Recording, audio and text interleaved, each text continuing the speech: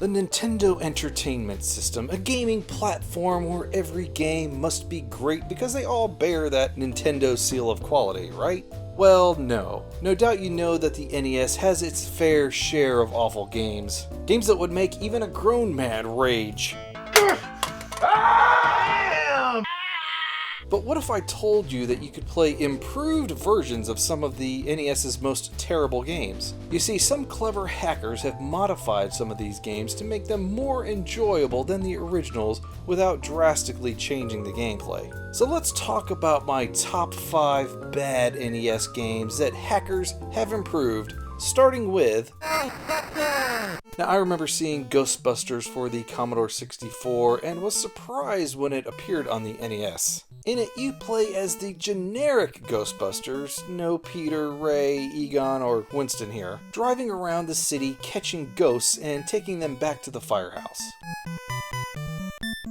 Eventually, you have to climb the stairs of the Zool building and destroy Gozer. Now, let's be honest here, this game is a real slog. I can't stand the driving sections where the cars try to crash into you, or the bit where you have to spend your money to buy weapons and equipment, or where you have to worry about keeping the ectomobile gassed up. The only bit that's even somewhat enjoyable is catching the ghosts in front of the buildings, but even that is lackluster. The gameplay, graphics, sound, and music are all uniformly terrible.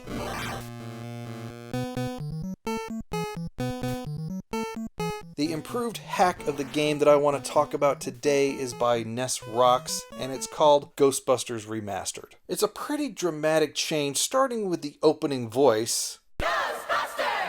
Sure, the game is essentially the same, where you drive around the town and catch ghosts and buy equipment and drop off ghosts at the firehouse and keep the Ecto-1 gassed up, but the graphics have been completely redone and there are dozens of gameplay improvements. The city itself is just so much more detailed, with little Slimers floating around instead of that generic ghost. And the driving screen looks better, and it's easier to avoid those oncoming cars.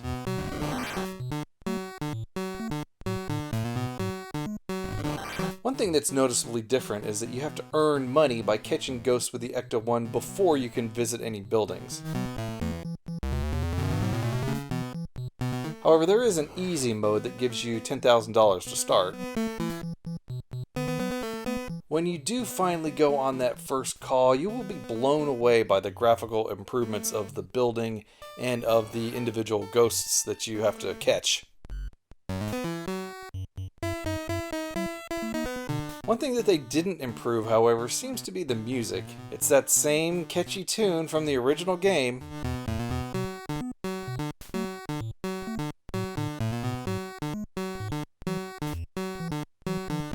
Anyway, now that the game is fixed, I really look forward to really diving into this one.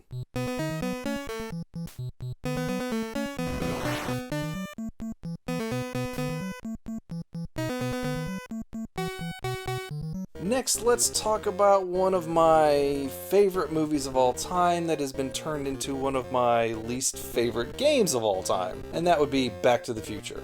Now, it's my understanding that Bob Gale, the writer of Back to the Future, also hates this game, so I'm in good company. In the game, you play as Marty, I think, walking through town avoiding hula hoop girls, guys carrying invisible panes of glass, and big bullies. Well, at least they got that right.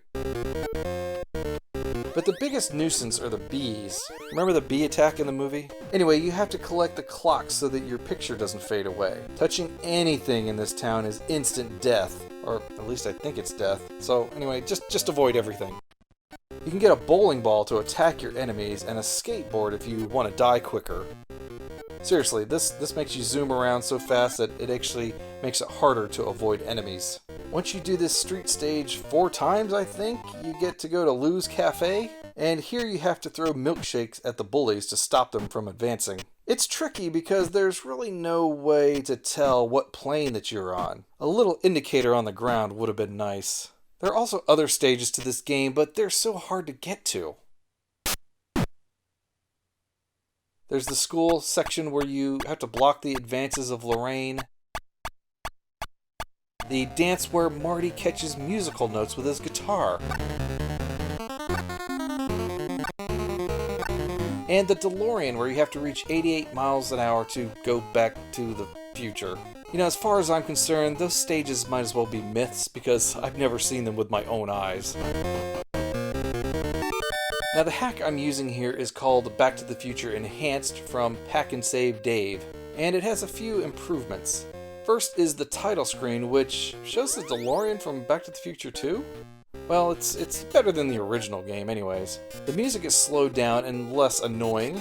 Marty has a red vest like he does in the movie, and the photo looks a little bit more like his siblings than before. It's a nice minor upgrade to the game, but it's still not great. But if I had to choose, I guess I would play this one. I would really hope that one day someone could create a hack that is significantly more enjoyable than just a few minor graphical improvements.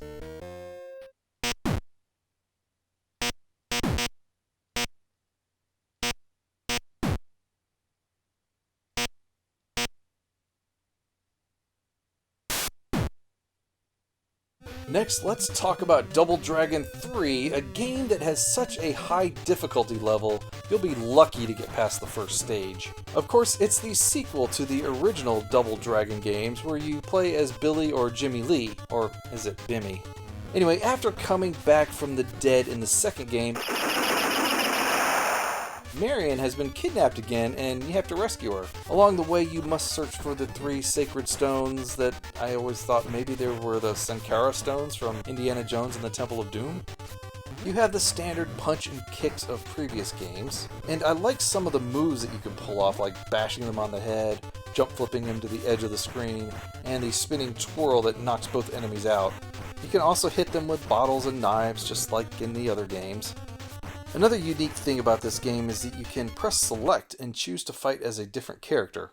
From there you can choose to fight with your bare hands or with a special weapon. Well, don't get too excited. You see, you only start off as Billy and have to acquire the other characters along the way.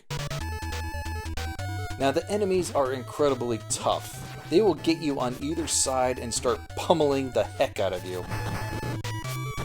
And they just keep coming. Ugh.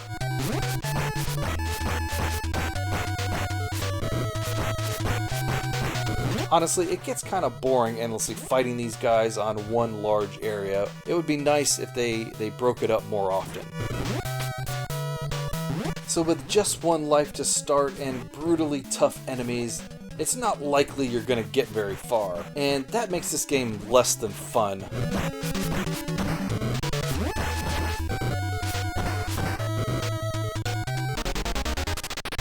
But the hack has made the game so much better just by making it easier. It's called Double Dragon 3 Deluxe by Zkar. I think that's how you pronounce his name. First of all, it allows you to choose from Billy or Jimmy right from the start, which is great if you start running out of energy. You can just switch to the other character.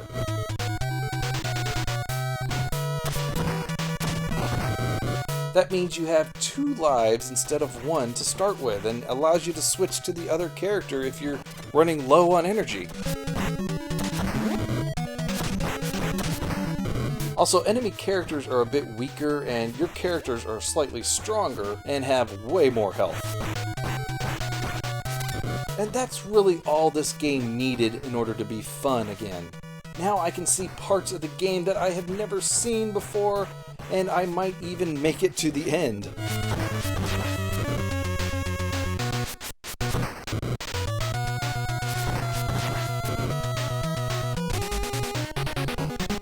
Now let's take a look at Shinobi, a game that has a most hilarious title screen. Good lord, look at that. Based on the Sega arcade game, Shinobi is about the ninja Joe Musashi on a quest to stop the criminal organization called Zed. Or is it Zed? Z? Something like that. You can throw shurikens at enemies and kicks if you get close enough. Some of these guys are really easy to beat. Just throw your shuriken at them and boom, done. But these guys who have boomerang swords, are a little tougher to kill. You have to wait for them to throw that sword and then go in for the kill. Probably the most satisfying part of this game is rescuing the hostages. There's something that's just fascinating about how they fly off the screen and make that musical thank you as they fly away. The NES version is serviceable in the gameplay and sound department, but the graphics are the biggest problem here. They are extremely bland, and really, I don't think much better than what the Atari 2600 could do. Well, at least it includes a bonus stage.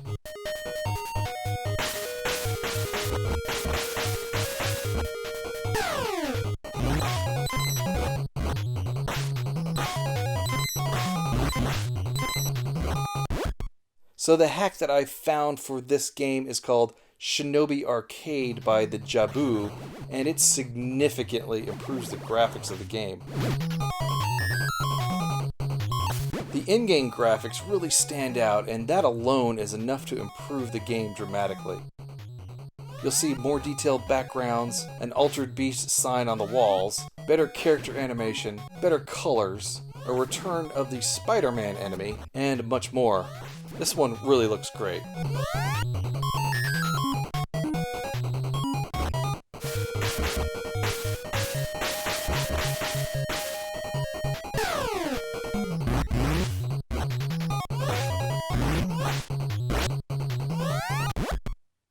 Now, just for fun, let's compare the hacked version to the Sega Master System one.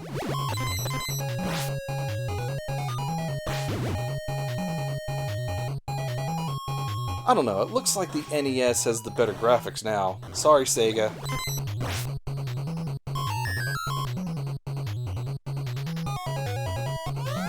Finally, let's talk about the game that gave me the idea for this video in the first place. It's based on a game that seriously let me down as a kid, and that's Super Pitfall. I was expecting this game to be a huge improvement over the Atari 2600 games, but it's far worse.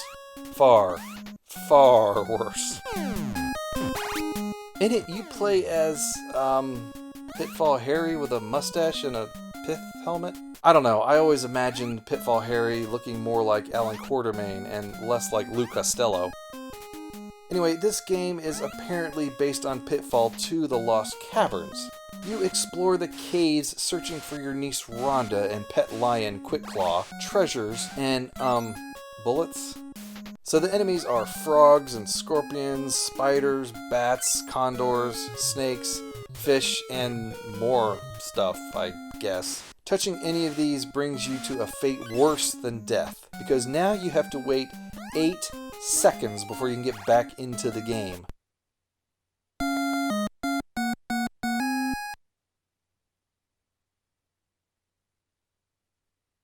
Why does it take so long?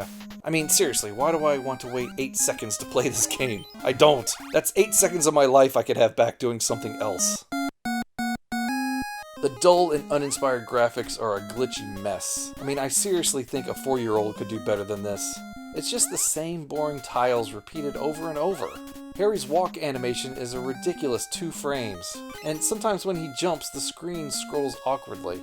Climbing up or down sometimes shows the screen being built at the edges, and waterfalls glitch out and disappear, making you wonder if you can pass through without getting knocked down. Hint, you can't.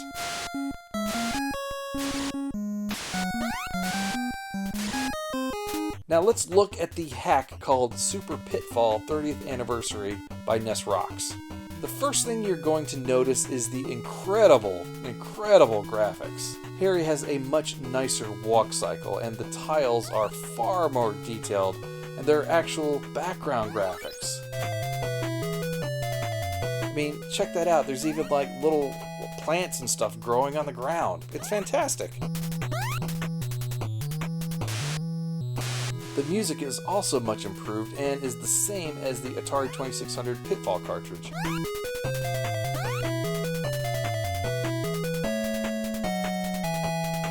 Some other improvements include an autosave feature, no more hidden items where you have to jump to get them to appear, an in-game HUD, better controls, and new menu screens.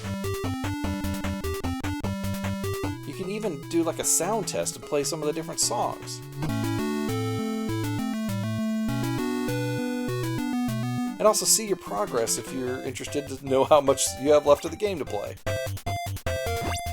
Granted, now the level design is still a bit of a mess, but I think he was trying to keep that mostly the same as the original. Although I'm disappointed that the beginner's trap with the sharks and the lava pit and everything wasn't created like James Rolfe talked about in his review. That would have been hilarious if he'd have done that. Oh well.